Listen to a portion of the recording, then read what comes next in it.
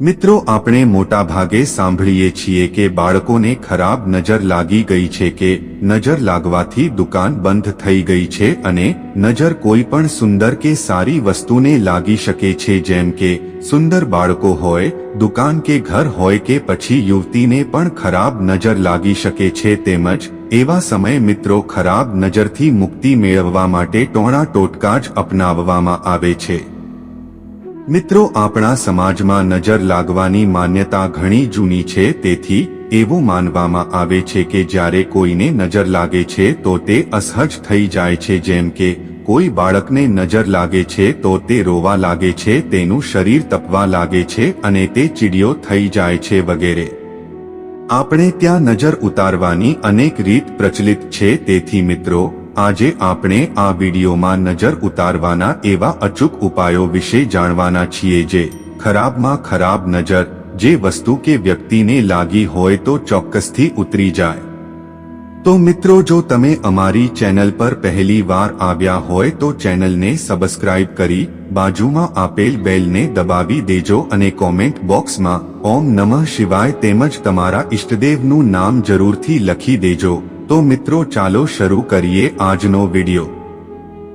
મિત્રો, એક સાફ રૂમાલ ઉપર હનુમાનજીના પગનું સિંદૂર લગાવો અને 10 ગ્રામ કાળા તલ, 10 ગ્રામ કાળા અડદ, એક લોખંડની ખીલી તેમજ 3 આખા લાલ મરચાં લઈ તેની પોટલી બનાવી લો। પછી જે વ્યક્તિને નજર લાગી હોય તેના માથા ઉપર તે પોટલીને મૂકી દો। 24 કલાક પછી તે પોટલી કોઈ નદીમાં વહાવી દો અને મિત્રો, આ ખૂબ જ અસરકારક ટોટકો છે।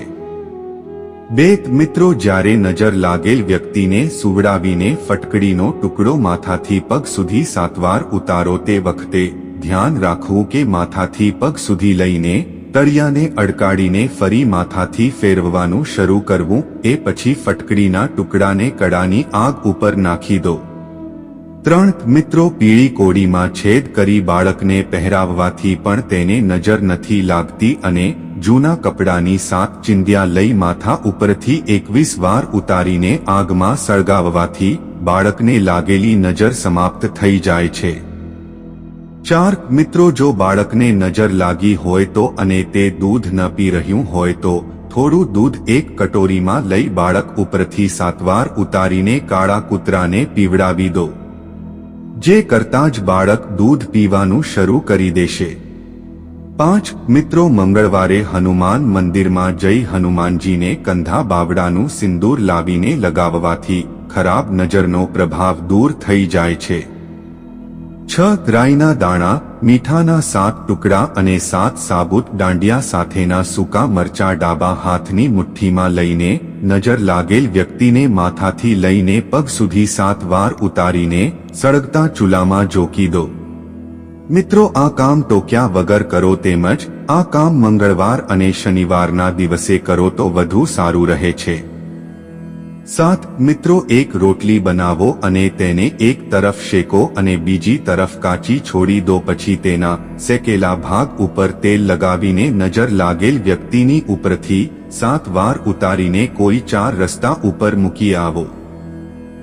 મિત્રો, નારિયેળને કાળા કપડામાં બાંધી સીવીને ઘરની બહાર લટકાવવામાં આવે તો ઘર ઉપર બુરી નજરનો પ્રભાવ નથી પડતો અને નવા મકાનની ચોખટ ઉપર કાળા દોરાથી પીળી કોળીઓ બાંધવાથી પણ તેની ઉપર ખરાબ નજર લાગતી નથી। મિત્રો, થોડી સાબુત ફટકડી લઈને નજર લાગેલ દુકાન ઉપરથી 31 વાર ઉતારો। પછી તેને 4 રસ્તા ઉપર જઈ ઉત્તર દિશામાં ફેંકી દો। ત્યારબાદ પાછળ જોયા વગર પાછા આવી જાઓ, જેથી તમારી દુકાન ફરીથી પહેલાની જેમ ચાલવા લાગશે। મિત્રો, થોડી રાઈ, મીઠું, લોટ અને 7 સુકાટેલ મરચાં લઈને નજરદોષથી પીડિત વ્યક્તિના માથા ઉપરથી 7 વાર ફેરવીને આગમાં નાખી દો અને જો નજરદોષ હશે તો મરચું બળવાની ગંધ નહીં આવે।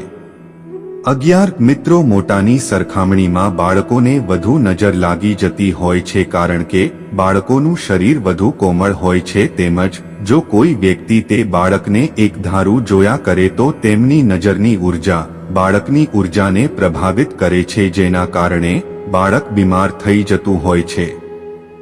એટલે જ ખરાબ નજર સામે રક્ષણ માટે બાળકોને કાળો ટીલું કરવામાં આવે છે અને તેની પાછળ વૈજ્ઞાનિક કારણ પણ રહેલું છે.